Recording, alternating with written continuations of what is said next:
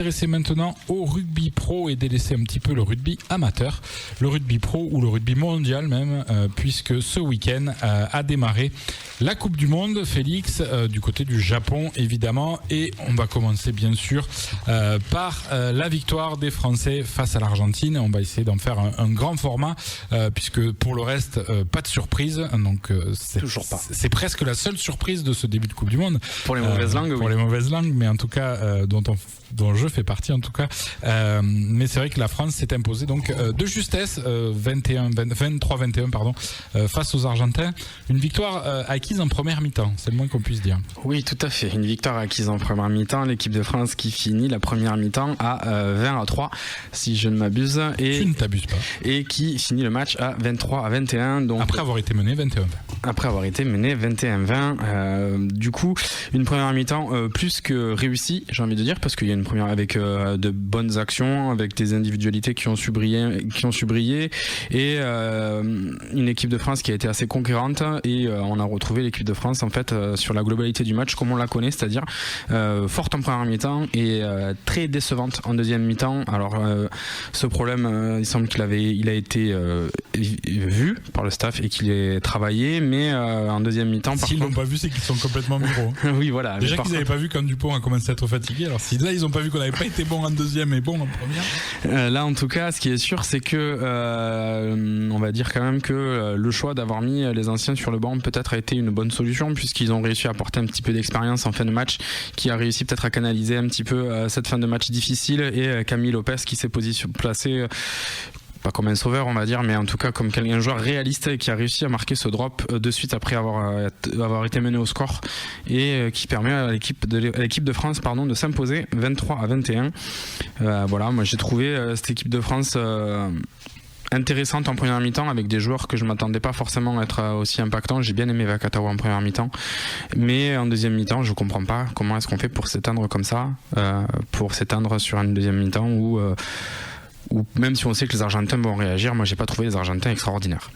Thierry, qu'est-ce que tu as pensé de ce match de l'équipe de France ? Eh bien, c'est difficile parce que l'équipe d'Argentine, ils ont failli passer devant. Oui, ils sont passés devant même. Ils sont passés devant, mais ils ont failli s'imposer à la dernière seconde. Un match compliqué pour les Bleus, mais une première mi-temps pas mal quand même. Oui, ils ont eu chaud aux fesses, les Français. Les Français. Ouais. Donc ils ont failli s'incliner et ils ont gagné. Et ils ont gagné 23-21 à la dernière seconde. Bon, Kevin, comment tu les as trouvés ces Bleus ce week-end ? Moi très bien, écoute, ils ont gagné, donc c'était le principal. Après oui, bon, mais on va pas mettre 40 points à l'Argentine comme ça à la mi-temps. Je trouvais ça un peu trop pour être vrai, donc bon, mais on a gagné, c'est le principal. Et maintenant il reste quoi, un match, un quart. On va sûrement être en quart de finale si on fait pas de bêtises, donc il y a un match pour pourquoi pas faire une bonne Coupe du Monde. Alors il va falloir être vigilant quand même, parce que les Tonga contre les Anglais, ils ont tenu une mi-temps, la première. J'ai dit si on ne fait pas de bêtises. Voilà. Parce que s'ils font pareil contre les Français, qui tiennent la première mi-temps, vu qu'on est mauvais en deuxième, ça va être compliqué. Il y a un moment donné où on va se retrouver compliqué, ça va être compliqué. Maxime, comment tu l'as vécu toi, cette victoire de l'équipe de France ? Qu'est-ce que tu en as pensé ? Tour de 20. Ouais, on est allé dans un goûteur de vin, goûteur de vin voir le match. Valence, on peut le dire. Il faut pas faire de pub, normalement on n'a pas le droit. À consommer avec modération. Non, j'étais assez content de voir. Il y avait pas mal de jeunes qui étaient titulaires, du coup j'ai l'impression que ça a un peu plus dynamisé l'équipe et qu'ils se sont libérés, et moi j'ai bien aimé cette première mi-temps, quoi. Ouais, Félix, on peut le dire, dans les satisfactions plutôt en première mi-temps, et puis sur la globalité du match, Ntamak a répondu présent malgré la pression qu'on pouvait lui mettre sur les épaules pour ce premier match avec un jeu titulaire à l'ouverture. Ouais, c'était son premier match de Coupe du Monde, on va dire avec l'équipe senior, et il a joué titulaire à l'ouverture. C'est pas forcément un poste sur lequel il a l'habitude, mais j'ai trouvé aussi qu'il avait fait un bon match, capable de bien animer le jeu offensif de l'équipe de France. Pardon. Après, il n'y a rien à dire de plus. Il a rempli son rôle de buteur parfaitement. Il a réussi à donner l'avantage quand il fallait à l'équipe de France. C'est une des satisfactions de ce match, en tout cas dans ce rôle de demi d'ouverture. Après, voilà, ça demandera confirmation. Moi, j'avais annoncé que l'équipe d'Argentine ne serait pas si forte que tout le monde pouvait penser. C'est ce qu'on avait vu, et les Argentins, c'est clairement. la dernière équipe qu'on a battue. Oui, ils sont loin derrière nous au classement mondial. Voilà, c'est pour ça que plus mal que nous, j'ai envie de dire. C'est pour ça que voilà, moi, l'équipe d'Argentine, c'était vraiment c'était le match, comme tu disais, Kevin, à pas perdre pour se qualifier en quart de finale. Maintenant, attention à pas faire de bêtises. Je suis bien d'accord, parce que contre les Tonga, c'est pas gagné. Les Tongiens, ils vont la jouer, je pense, ils vont nous rentrer dedans comme ils savent faire, et je suis pas persuadé que ce soit quelque chose un défi qu'on soit capable de relever facilement. Alors pourquoi on parle de bêtises? Parce que tout simplement, les Français vont jouer ce match face aux Tonga seulement 4 jours après le match face aux Américains. Il y a d'abord un match face aux États-Unis qui aura lieu le 3 octobre, je crois. Oui. Et ensuite, on joue que 4 jours après, donc peu de récup au rugby. 4 jours, c'est rien, donc il faudra largement faire tourner l'effectif, tout est réuni pour la boulette, quoi. Et si jamais les Tonga ont fait un beau match face à l'Argentine, aïe, ça peut nous. Mais si les Tongiens. Ça peut les mettre dans le match, quoi, pour la qualif. C'est ça. Si les Tongiens battent les Argentins, les Tongiens sont dans la même situation que nous. C'est-à-dire qu'ils doivent gagner pour se qualifier en quart de finale, parce que eux, ils auront déjà 3-4, ils auront déjà joué contre les Anglais. Il leur restera plus que les Américains à affronter. Prochain match, c'est Tonga-États-Unis. Ah oui, pour l'entrée en liste des Américains. Ensuite, France-Tonga. J'avais mal lu alors. Voilà. Ensuite, France-Tonga, et ils finissent Tonga-Argentine et France-Angleterre. Donc, quoi qu'il arrive, les Tongiens, ils jouent leur qualif contre nous. Ils vont arriver les couteaux entre les dents. Et on sait que les Tongiens en Coupe du Monde, ça peut nous jouer de mauvaises surprises, puisqu'en 2011, on avait perdu contre eux en phase de poule. Ça nous avait quasiment coûté la qualif. Donc, après, je les ai pas trouvés transcendants contre les Anglais, les Tongiens. La qualif, puisqu'ils n'avaient pas marqué. Ça avait failli, on marque un essai et ça suffit à ce qu'on prenne un bonus, pas un bonus défensif, mais on se sauve au nombre d'essais marqués, et on va en finale derrière. Donc c'est ça. Donc moi je dis attention, parce qu'on avait beaucoup parlé de ce match contre l'Argentine. Est-ce que une belle réussite contre l'Argentine nous ferait pas peut-être se relâcher un petit peu trop pour ces 2 prochains matchs qui arrivent, et les 4 jours de récup, est-ce que c'est pas... Moi je me pose la question, messieurs les joueurs, parce que c'est vous qui les pratiquez. 4 jours de récup, ça fait pas beaucoup quand même. Max. Non, ça fait pas trop. Enfin, quand on est jeune, ça va, mais des matchs à cette intensité-là, je pense. Il faudra pas trop fêter la victoire face aux Américains, en fait. Et je pense qu'avec l'intensité qu'ils y mettent, je pense que 4 jours, c'est pas de trop. Ouais, il y aura besoin de faire tourner, en fait, mais c'est pour ça qu'on a un effectif de 30. Joueurs, quand même que des bons joueurs, là. Si on n'arrive pas en zone tournée à gagner les États-Unis. Là d'ailleurs, le groupe sera au complet, puisque Fofana, blessé, a été remplacé par Barassi, le Lyonnais, qui devrait pas tarder à arriver au Japon. Donc lui, il va falloir qu'il digère le décalage horaire, mais il pourra peut-être postuler pour le match face au Tonga, qui sait, avec ses qualités, et on se rapproche petit à petit. On inclut des joueurs champions du monde U20 il y a 2 ans, pas sur la dernière génération, mais sur la génération d'avant.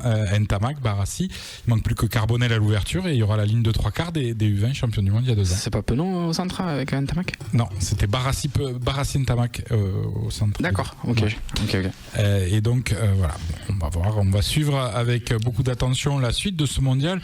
C'est vrai que pour l'instant, alors il y a eu un gros match, bien sûr, dont on va parler, qui était probablement l'affiche, la finale de cette. Si c'est la finale, ce sera probablement pas volé. En tout cas, sur ce qu'on en a vu et sur ce qu'on a vu des autres équipes, ils sont largement au-dessus. C'est le Nouvelle-Zélande, Afrique du Sud. Un des rares matchs que je regarde à la télé où je me dis vraiment, j'aurais pas aimé être sur le terrain. C'est ce qu'on s'est dit tous les deux. Moi, je me suis dit. Il y en a plein, hein, je les regarde, je me dis putain, j'aimerais bien en être. Il y a l'ambiance et tout. Là, non, ni d'un côté ni de l'autre. D'un côté, ça va trop vite, et de l'autre côté, ça va trop fort. Voilà. Moi, surtout, d'un côté, ça va trop vite. De toute façon, je les attraperai pas. Et de l'autre côté, j'ai pas envie qu'ils m'attrapent, en fait. T'as pas envie de se trouver d'un côté de se mettre quand il arrive. T'as pas envie d'être en face. Donc après, voilà. Moi, je dois avouer que c'est le match qui m'a le plus impressionné, et c'est le match qui m'a le plus fait prendre conscience que on était l'équipe de France n'était pas invitée, je pense, à ce niveau-là. C'était impressionnant. Enfin, moi, je trouve que ça va tout le temps à 2000 à l'heure. Ça se rentre dedans comme c'est pas permis. Et puis, ce qui m'impressionne encore plus, c'est que les Blacks, ils se font rentrer dedans par les Sud-Africains, mais derrière, ils courent quand même plus vite. Ouais. Donc, au final, cette équipe de Nouvelle-Zélande m'a impressionné. Je les voyais pas aussi forts. Et sur ce match-là, ils ont su répondre au présent et ils m'ont impressionné. Ils avaient fait une rotation qu'on n'attendait pas. Barrett était à l'arrière et pas à l'ouverture. L'ouvreur que moi je connaissais pas, dont le nom m'échappe, mais voilà, Moanga, merci. Il a été fantastique dans l'animation du jeu. Enfin, vraiment, c'est impressionnant et tout en vivacité. En face, il y avait Golgoth 1 jusqu'à Golgoth 15, voire 23. 14. Golgoth 14. Colby, je vais pas me dire que c'est un Golgoth. Oui, c'est ça. Oui. Colby, prends le plein fer, te sors pas et tu vas voir un peu ce qui va t'arriver. J'imagine bien, mais je préfère quand même. Déjà, Colby, je le prendrai pas plein fer parce que je toucherai pas. Non, mais je préférerais voir Colby arriver qu'Ed Sebest. Oui, c'est sûr que si tu te retrouves coincé entre les deux, il fait pas bon y être. Je pense, ouais. Mais c'est vrai que c'est quand même super solide. Et puis voilà, ils ont des qualités toutes les deux. Les deux équipes. Après.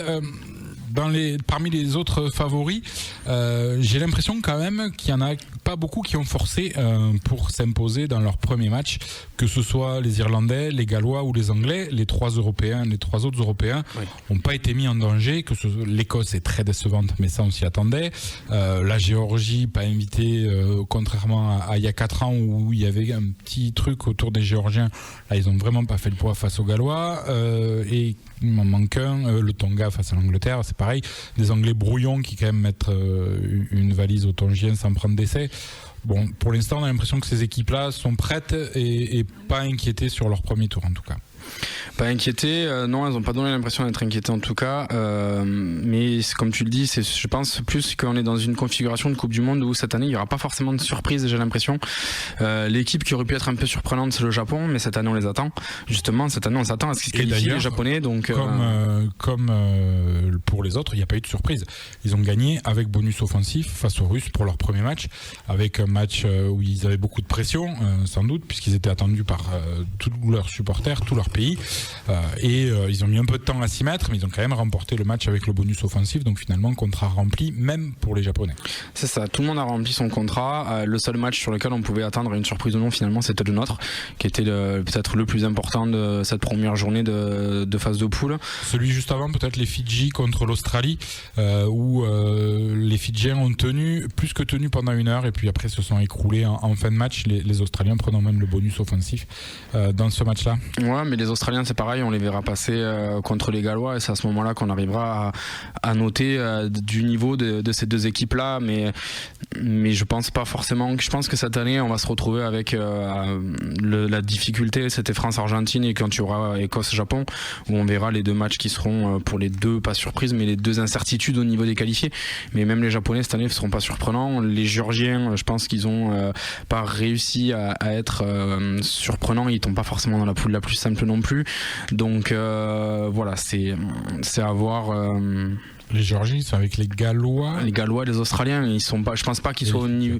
Voilà, je pense pas qu'ils soient au niveau de ces nations-là. Je pense que tout le monde aurait voulu tomber à la place du Japon. Je pense dans les équipes style Géorgie, Fidji ou quoi, tout le monde aurait voulu tomber à la place du Japon avec l'Écosse et l'Irlande, mais surtout l'Écosse, qui est la nation la plus prenable. Fidji à la place du Japon. Je pense que ça aurait. Je pense que ça sortait. Voilà, là... mais il y aura. Je pense cette année tout le monde attend la première surprise de la Coupe du Monde comme l'an dernier, comme il y a 4 ans pardon, et je pense que cette année il n'y en aura pas. Ouais, c'est vrai que ça risque, et encore il y a 4 ans le Japon avait créé la surprise en gagnant face au Box, mais ils étaient quand même pas sortis et ça avait mais les Gallois avaient sorti les Anglais. Ouais, il y avait on s'y attendait pas. Qui avaient sorti effectivement les Anglais, tu as raison. Parmi les bonnes surprises de la Coupe du Monde au niveau des individualités, quelques noms qui peuvent ressortir de cette première journée.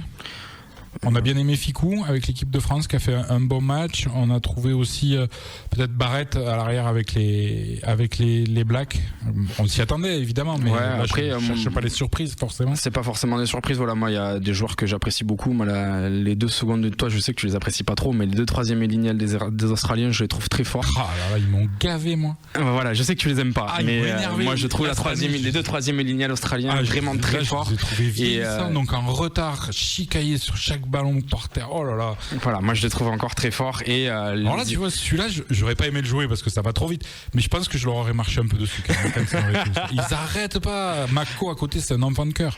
Ils sont tout le temps par terre. Oh là là, ils ont été pénibles les deux. Voilà, et après, dans les jeux, on les connaît, quoi. Je disais, pour l'instant, il n'y a pas eu trop de surprises.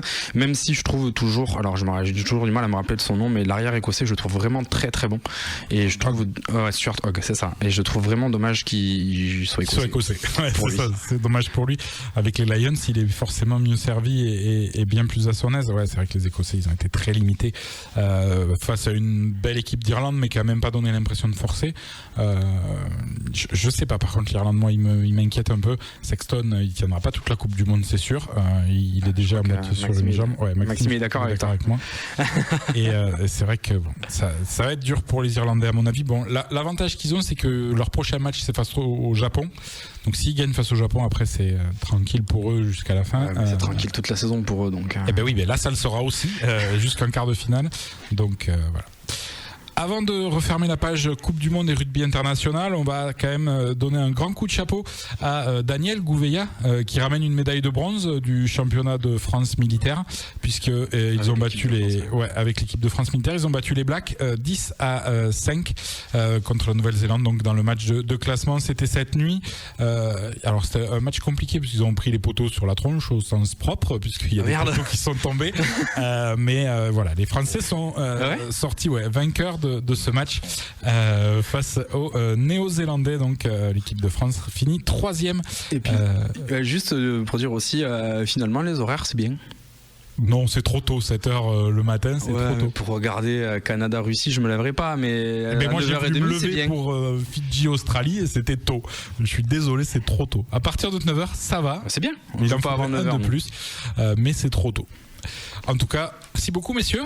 Merci. Avec plaisir. À dimanche pour vous sur le terrain, mais nous on se retrouve lundi, Thierry.